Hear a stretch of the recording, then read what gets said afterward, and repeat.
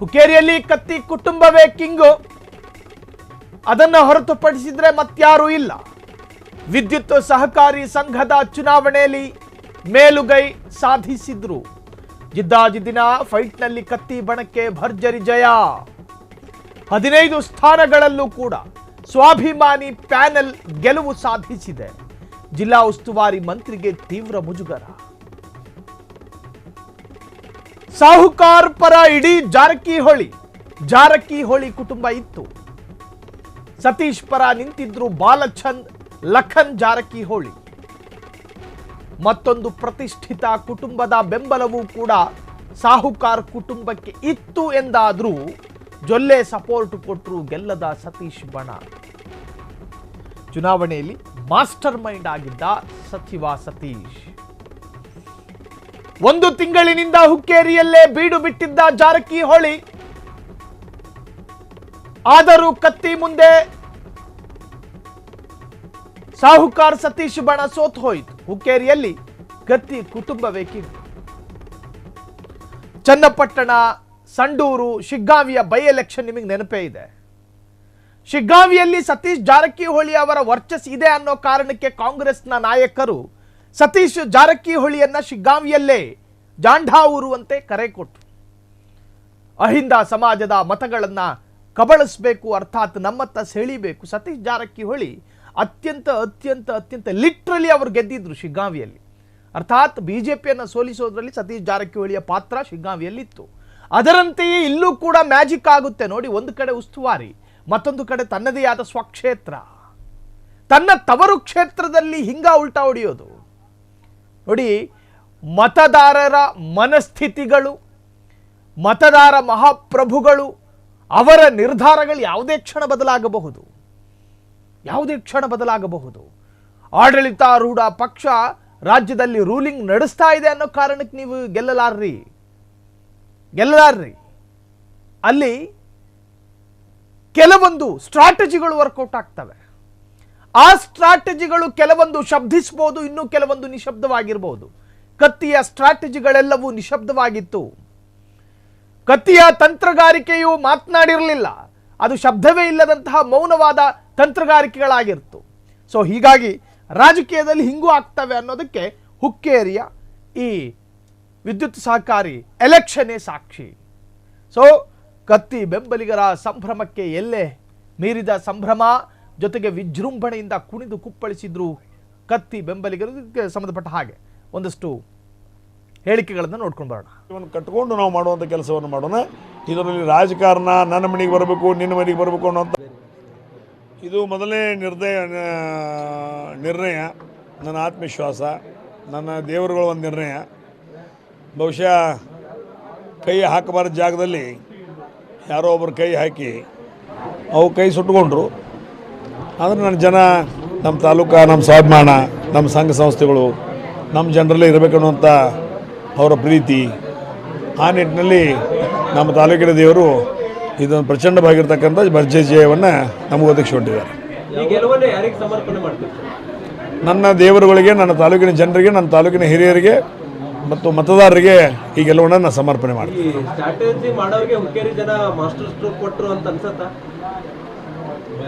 ಅದು ಬಹುಶಃ ನಿಮಗೆ ಗೊತ್ತಾಗ್ಬೋದು. ಅಷ್ಟೇನು ನಾವು ಮಾಸ್ಟರ್ ಸ್ಟ್ರೋಕು, ಆ ಸ್ಟ್ರೋಕು, ಈ ಸ್ಟ್ರೋಕು ಗೊತ್ತಿಲ್ಲ. ಒಳಗೆ ಬರೋರನ್ನು ಹೊರಗೆ ಹಾಕಿದ್ದೀವಿ, ಇಷ್ಟು ಗೊತ್ತು. ಒಳಗೆ ಬರೋರನ್ನು ಹೊರಗೆ ಹಾಕಿದ್ದೀವಿ. ಏನು ಸ್ಟ್ರಾಟಜಿ ಇಲ್ಲ. ನಮ್ಮ ತಾಲೂಕ ನಾವು ಸುರಕ್ಷಿತವಾಗಿರಬೇಕು. ಸ್ಟ್ರಾಟಜಿ ಏನು ಅವಶ್ಯಕತೆ. ನಿಮ್ಮ ಮನ್ಯಾಗ ತೊಡಗು ಬರಾಕತ್ರ ನೀವು ಈ ಸ್ಟ್ರಾಟಜಿ ಮಾಡೋ ಪ್ರಶ್ನೆ ಇಲ್ಲ. ಹಿತ್ತಲ ಬಾಗಲ, ಮುಂದಿನ ಬಾಗಲ ಸರಿ ಮಾಡಿ ಇಟ್ಕೊಂಡು, ಮ್ಯಾಗಿನ ಹಂತ ಸರಿ ಮಾಡಿ ಇಟ್ಕೊಂಡು ಹೋಗ್ಬೇಕು. ಇಷ್ಟೇ. ಸ್ಟ್ರಾಟಜಿ ಅವಶ್ಯಕತೆ ಇಲ್ಲ. ಬೇರೆದವ್ರ ಮನೆಗೆ ಬರಬಾರ್ದು ಅನ್ನೋಂಥ ವ್ಯವಸ್ಥೆ ನಾವಿರಬೇಕು.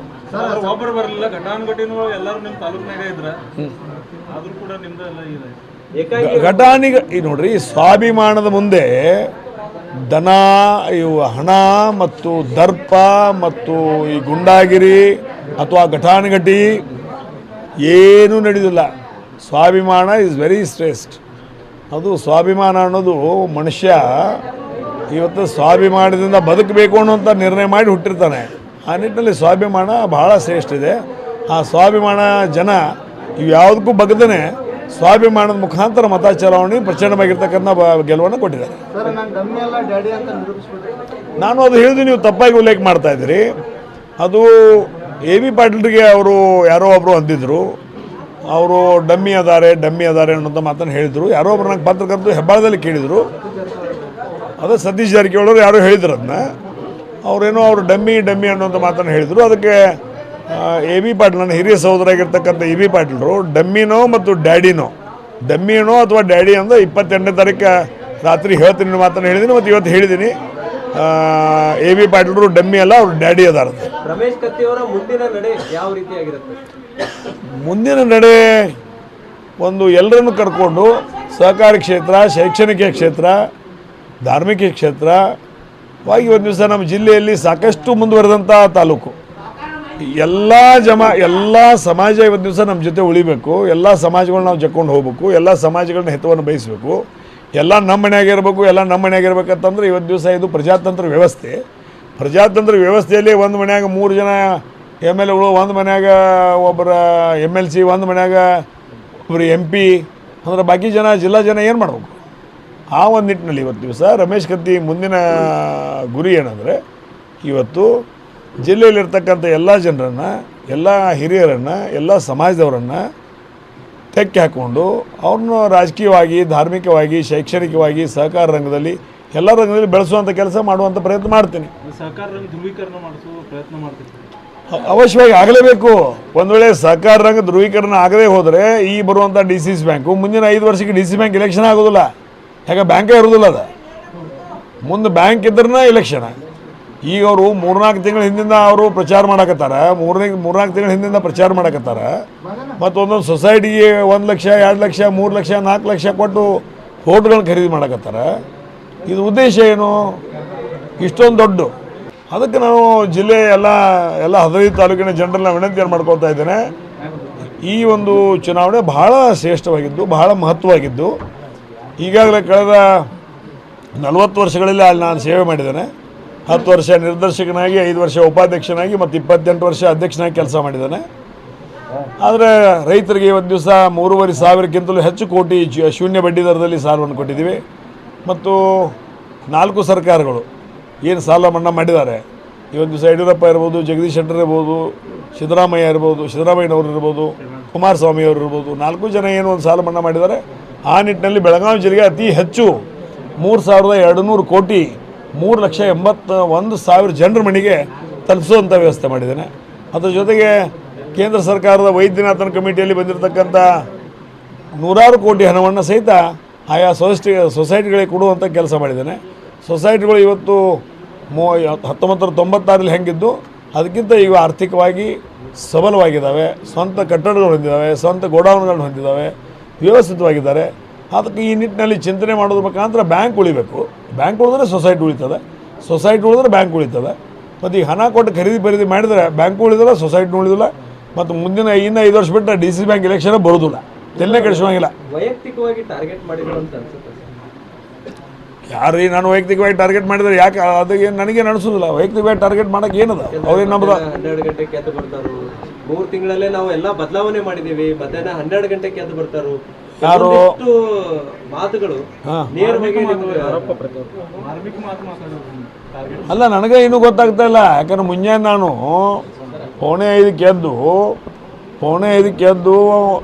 6 ಕಿಲೋಮೀಟ್ರ್ ವಾಕಿಂಗ್ ಮಾಡಿ 6 ಗಂಟೆಗೆ ಬಂದು ಜ್ಯೂಸ್ ಕುಡಿದು ಪೇಪರ್ ಓದಿ ಸರ್ ಸ್ನಾನ ಮುಗಿಸ್ಕೊಂಡು ಹಣ್ಣು ತಿಂದು 8 ಗಂಟೆಗೆ ಜನಸೇವೆಗೆ ನಾನು ರೆಡಿ ಇರ್ತಾನೆ. ಬಟ್ ಅದು ಯಾರ ಮ್ಯಾಗ ಆಶೆ ಅಂದವ್ರು ನಂಗೆ ಗೊತ್ತಾಗ್ತಾ ಇಲ್ಲ. ಅದು ಬಿಡಿಸಿ ಹೇಳಿದ್ರೆ ಉತ್ತರ ಕೊಡ್ಬೋದು. ವೈಯಕ್ತಿಕ ಟಾರ್ಗೆಟ್ ಮಾಡುವಂಥದ್ದು ಹೊಲ ಮಣಿ, ನ್ಯಾಯ, ರೊಕ್ಕ ರೂಪಾಯಿ ನಮ್ಮದೇನು ವ್ಯವಹಾರ ಇಲ್ಲ. ಅವ್ರ ಜೊತೆ ಏನೂ ವ್ಯವಹಾರ ಇಲ್ಲ. ರಾಜಕೀಯವಾಗಿ ಕೆಲವೊಂದು ವಿಷಯಗಳಲ್ಲಿ ನಾವು ಅವ್ರಿಗೆ ಹೆಲ್ಪ್ ಮಾಡಿದ್ದೀವಿ. ಹಿಂದಿನ ದಿನಮಾನಗಳಲ್ಲಿ ಅವರು ಕೆಲವೊಂದು ವಿಷಯಗಳಲ್ಲಿ ನಮಗೆ ಹೆಲ್ಪ್ ಮಾಡಿದರು. ಅದನ್ನು ಬಿಟ್ಟರೆ ಮತ್ತೇನು ಸಂಬಂಧ ಇದಕ್ಕಿಲ್ಲ. ನಮ್ಮ ಅಣ್ಣ ತೀರಿ ಹೋದ ನಂತರ ಏನೋ ಅವ್ರದ್ದು ಒಂದು ಬದಲಾವಣೆ ಕಾಣಲಾರ್ದ ಕೈಗಳು ಕೆಲಸ ಮಾಡೋದು ನನ್ನ ಗಮನಕ್ಕೆ ಬಂತು. ಅದಕ್ಕೊಂದು ಏನು ನಿರ್ಣಯ ಮಾಡಬೇಕು ಅನ್ನುವಂಥ ಮಾತನ್ನು ನಾನು ತೊಗೊಂಡು ಆ ಪ್ರಕಾರ ನಿರ್ಣಯ ಮಾಡಿ ಮುಂದುವರಿತಾ ಇದ್ದೀನಿ.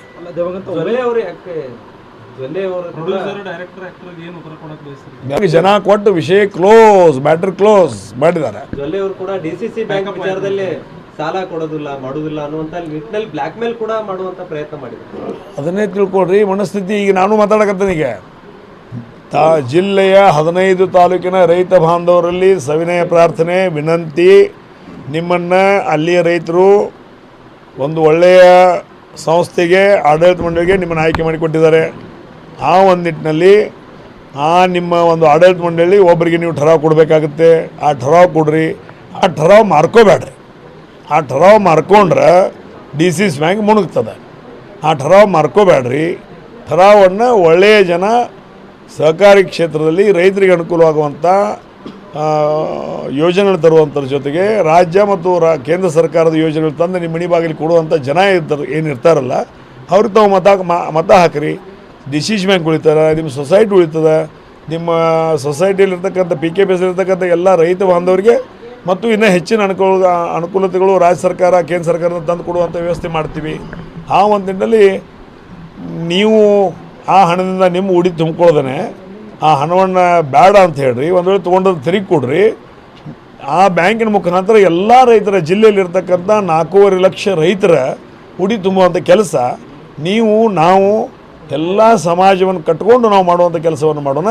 ಇದರಲ್ಲಿ ರಾಜಕಾರಣ ನನ್ನ ಮನೆಗೆ ಬರಬೇಕು ನಿನ್ನ ಮನೆಗೆ ಬರಬೇಕು ಅನ್ನೋಂಥ ಭಾವನೆ ಇದೊಂದು ಅಹಂಕಾರದ ಶಬ್ದ ಆಗ್ತದೆ. ನಾವು ಸೇವಕರು, ಆ ಭಾಗದ ಆ ಒಂದು ತಾಲೂಕಿನ ಸೇವಕರಾಗಿ ನಮ್ಮನ್ನು ಆಯ್ಕೆ ಮಾಡಿಕೊಟ್ಟಿರ್ತಾರೆ. ಆ ಸಂಘ ಸಂಸ್ಥೆಗಳ ಸೇವೆ ಮಾಡಬೇಕು, ರೈತರ ಸೇವೆ ಮಾಡಬೇಕು. ಆ ಒಳ್ಳೆಯವರನ್ನು ತಾವು ಇವತ್ತಿನ ದಿವಸ ನಿಮ್ಮ ನಿರ್ದೇಶಕನ ಆಯ್ಕೆ ಮಾಡಿಕೊಡ್ರಿ. ಒಂದು ವೇಳೆ ಹಣ ಏನಾದರೂ ತೊಗೊಂಡಿದ್ರೆ ಅದನ್ನು ತಿರುಗಿ ಕೊಡುವಂಥ ವ್ಯವಸ್ಥೆ ಮಾಡಿದ್ರೆ ಭಾಳ ಒಳ್ಳೆಯದು. ಮತ್ತು ಅದನ್ನು ತಿರುಗಿ ಕೊಡೋದು ತಾವು ಮತದಾನ ಮಾಡಿದರೆ ಇನ್ನು 5 ವರ್ಷದ ನಂತರ DCC ಬ್ಯಾಂಕ್ ಉಳಿಯಾಗಿರೋ ಮಾತನ್ನು ಸಹಿತ ಹೇಳಲಿಕ್ಕೆ ಇಚ್ಛೆ ಪಡ್ತಾರೆ. ಕಡೆಯದಾಗಿ ಈ ಒಂದು ಫಲಿತಾಂಶ DCC ಬ್ಯಾಂಕ್ ನಿರ್ದೇಶಕ ಸ್ಥಾನಕ್ಕೂ ಕೂಡ ಏನಾದರೂ ಮುನ್ಸೂಚನೆ? ನನಗೇನಂಗೆ ಅನಿಸೋದಿಲ್ಲ. ನನ್ನ ಬೆಳಗಾವಿ ಜಿಲ್ಲೆಯ ಜನ 15 ತಾಲೂಕಿನ ಜನ ಇವತ್ತು ದಿವಸ ಭಾಳ ಪ್ರಬುದ್ಧರಿದ್ದಾರೆ. ಈಗ ಬಹುಶಃ ಅವ್ರ ಗಮನಕ್ಕೆ ಈ ವಿಷಯಗಳು ಬಂದಿರೋಂಗಿಲ್ಲ. ಈಗ ನಾನು ಹೇಳಿದಾಗ ಅದ್ರ ಬಗ್ಗೆ ಅರ್ಥ ಮಾಡಿಕೊಂಡು ತಿಳ್ಕೊಂಡು ಸರಿಯಾಗಿ ನಿರ್ಣಯ ತಗೋತಾರಂತ ನಾನು ಇವತ್ತು ದಿವಸ ನಾನು ಭಾವಿಸ್ತೀನಿ. ಆ ನಿಟ್ಟಿನಲ್ಲಿ ಬರುವಂಥ ದಿನಮಾನಗಳಲ್ಲಿ ಜಿಲ್ಲೆಯನ್ನು ಸುತ್ತಾಡಿ ನನ್ನ ಜಿಲ್ಲೆಯನ್ನು, ಬ್ಯಾಂಕನ್ನು, ಠೇವದಾರ ರಕ್ಷಣೆಯನ್ನು, ಸಾಲಗಾರ ರಕ್ಷಣೆಯನ್ನು, PKPS ರಕ್ಷಣೆಯನ್ನು, ರೈತರ ರಕ್ಷಣೆಯನ್ನು, ಬ್ಯಾಂಕಿನ ಎಲ್ಲ ಸಿಬ್ಬಂದಿಗಳ ರಕ್ಷಣೆಯನ್ನು ಮಾಡುವಂಥ ಕೆಲಸವನ್ನು ಮಾಡ್ತೀನಿ. ಕ್ಷಣ ಕ್ಷಣದ ಸುದ್ದಿಗಳಿಗಾಗಿ ಫ್ರೀಡಂ ಟಿವಿ ಸಬ್ಸ್ಕ್ರೈಬ್ ಮಾಡಿ, ಲೈಕ್ ಮಾಡಿ ಹಾಗೂ ಫಾಲೋ ಮಾಡಿ. ಹೊಸ ಸುದ್ದಿಗಳ ನೋಟಿಫಿಕೇಶನ್ಗಾಗಿ ಬೆಲ್ ಐಕಾನ್ ಮೇಲೆ ಕ್ಲಿಕ್ ಮಾಡಿ.